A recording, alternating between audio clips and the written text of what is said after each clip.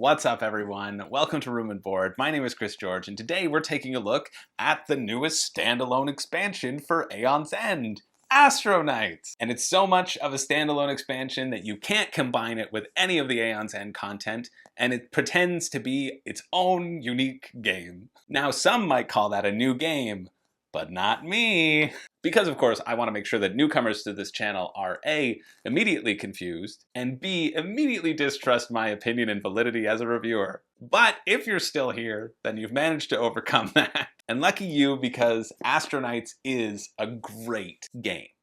Spoiler alert. Because it's just Aeon's End. And that's a fantastic game. Now, in Astro Knights, you're going to take on the roles of, I assume, the Knights of the Round Astro. Nope, just heard it. Never again. And you're going to have to destroy a big bad villain before they destroy your homeworld. And save the galaxy! It's a game of teamwork, deck building, and never shuffling your deck. What madness is this? Well, let's take a look.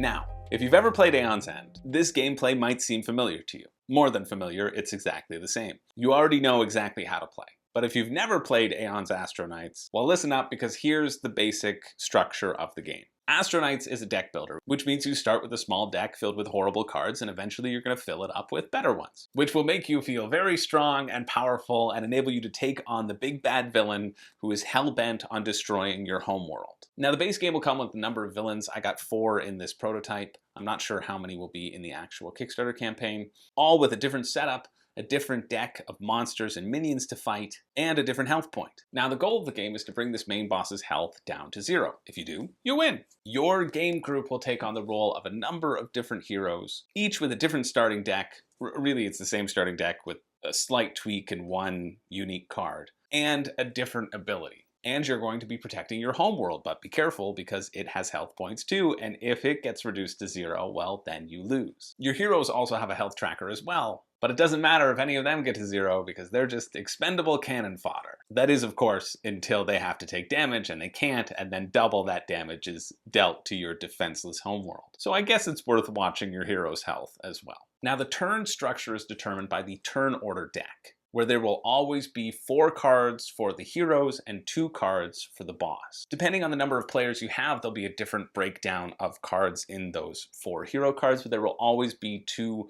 boss cards every round. So when a hero card is turned up, that hero takes a turn. When the boss card is turned up, the boss takes a turn. Now, a hero's turn always follows these steps. First, they must launch any spells from their rift.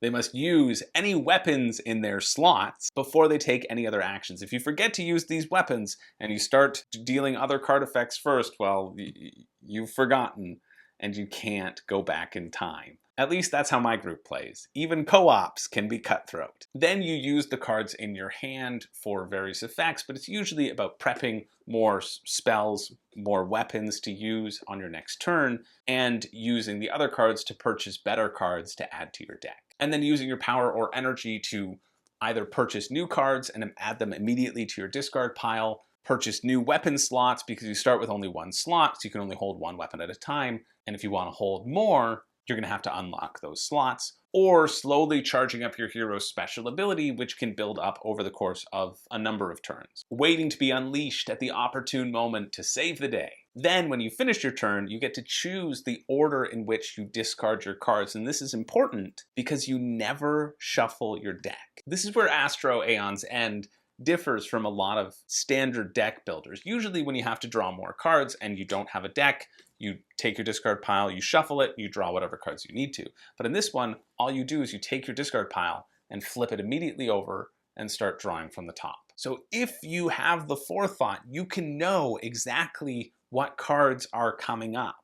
Now, I always put this forward as a pro, and yet have never implemented it in all the times that I've played Astro Knights or Aeon's End. But if you're smarter than a dumb idiot like me, well then, hey, maybe you will. And surprisingly, this never leads to long turns as people are trying to remember the cards that are on the top of their deck and trying to remember everything that their deck is comprised of. It just ends up with fairly balanced turns, or the ability to balance your turns and hands, because you have the power to make sure all of your hands are relatively equally balanced. Or you can do what I do, is that I generally just put all of my best cards all in a chunk so that I'll draw them quicker than the other ones. But this is a super fun game, and I expect it will be a reasonable price point as well, although I'm not sure because I haven't seen the Kickstarter campaign page yet. But all the variations that I have in this prototype are fun, because that's what's fun about the original Aeon's End, which has done very well with countless expansions and added cards, is that there is always this variation. And one of my potential concerns with this version is that because this is basically the smaller, streamlined version of Aeon's End, that you'd suffer from not having that variability.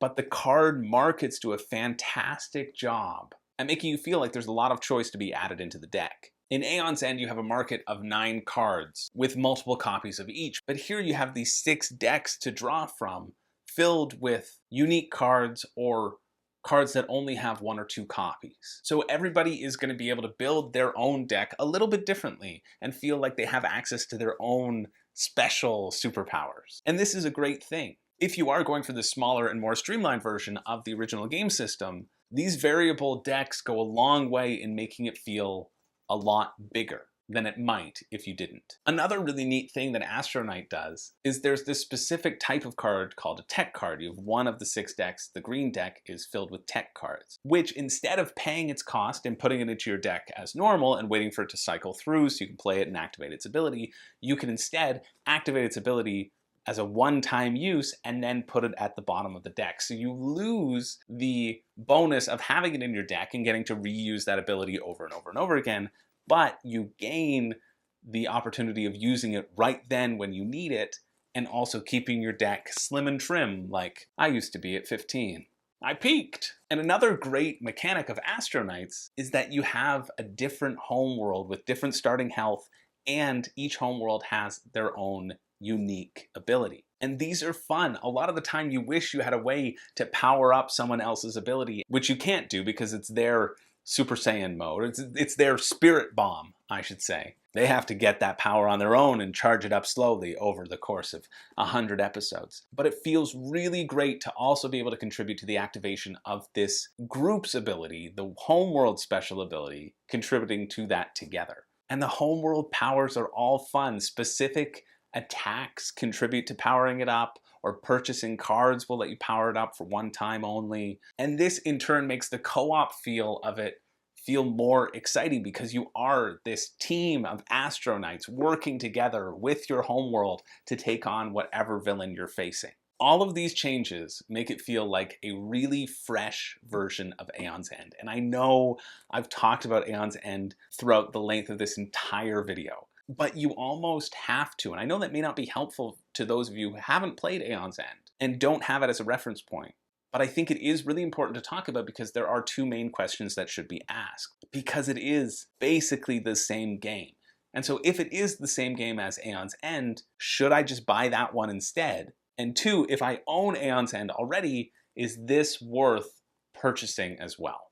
And to the second question, I would say I don't necessarily think it is worth purchasing if you already own Aeon's End, even if you like it, because it is just more of the same. And I like having more of the same, don't get me wrong, but other than the addition of the tech and the unique homeworld powers, which might be in the latest legacy, I may have heard, at least the homeworld powers, there's not that much different about it. And Aeon's End also already has this comprehensive system that can work well with itself. So you're obviously going to buy an expansion for that can mesh with the things that you already own rather than an entirely new game which has you kind of starting from scratch. Or at least that's what I would do. I mean, I suppose you could mesh Astro Knights and Aeon's End together. You very well could. The powers would probably work fine. The villains would probably work fine. You could probably do it. But you can also just do that with more Aeon's End content, unless you own all of it. In which case, if you own all of it, you own a lot. This isn't going to make a significant dent in the variability considering the amount that you already own.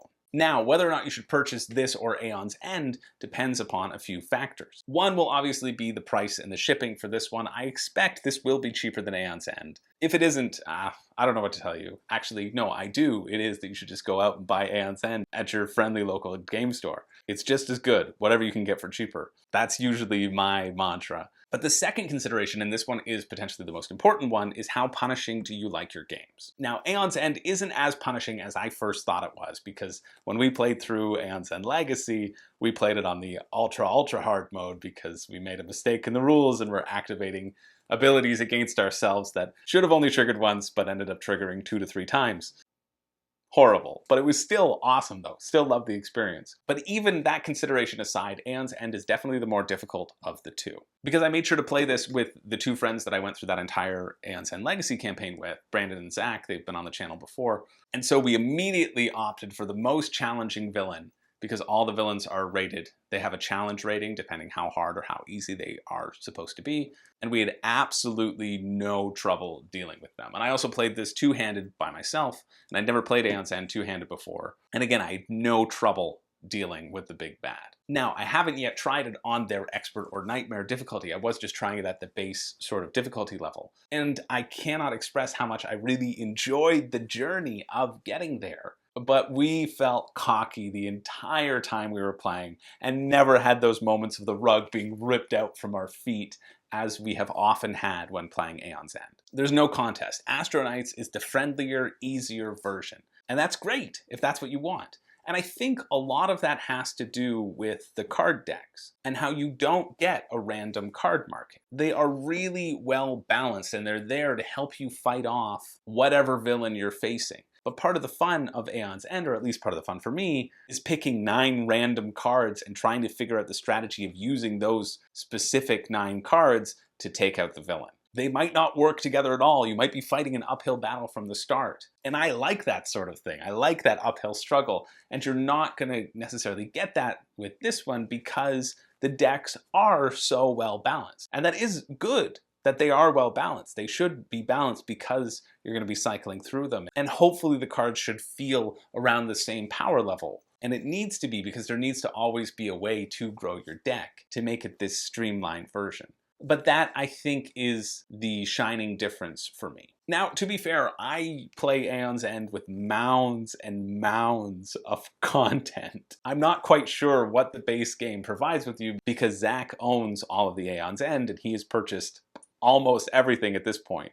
2 huge boxes filled with cards and filled with card options, and you're only using 9 of them every game. So I'm not completely sure on the full amount of variability that the original Aeon's End, just the core box, would give you. But I think in terms of variability, because you are only using 9, Aeon's End might have the slight edge. But here you also get the difference of homeworlds, the difference of heroes, and the difference of the villains as well. And each villain has their own specific deck. In Aeon's End, you mix in some of the standard minions for everyone, so you'll see the same cards every time, only mixed in with the villains' additions or whatever they add to that particular scenario.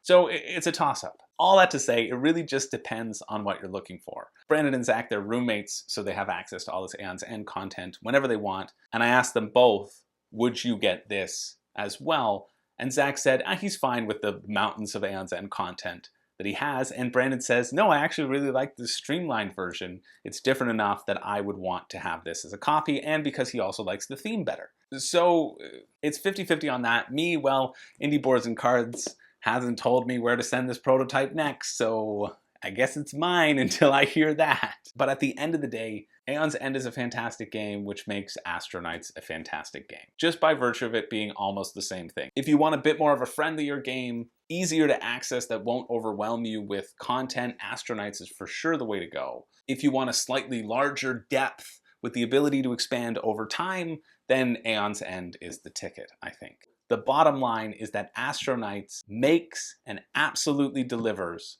on the promise of being a streamlined Aeon's End. The unique worlds and the powers associated with them, along with the varied card markets to choose from, makes this a wonderful choice for those who like co-op deck builders. It plays quickly and is based off the back of a great system and is just a fantastic choice that is incredibly easy for me to recommend. Anyway, I hope you found this video helpful in deciding if Astro Knights is the right choice for you. If you did, please, I beg you, leave a like on the video and subscribe to the channel. These videos always take a long time to make sure I playtest these enough so that I can look at the game from all angles and give you a fully realized picture of what you're getting. So you won't even know you did it. Just hit that like and subscribe. Thank you so much for watching. Once again, my name is Chris George. I don't have a catchphrase, but I don't know. I had a blast with this game, and I hope you do too.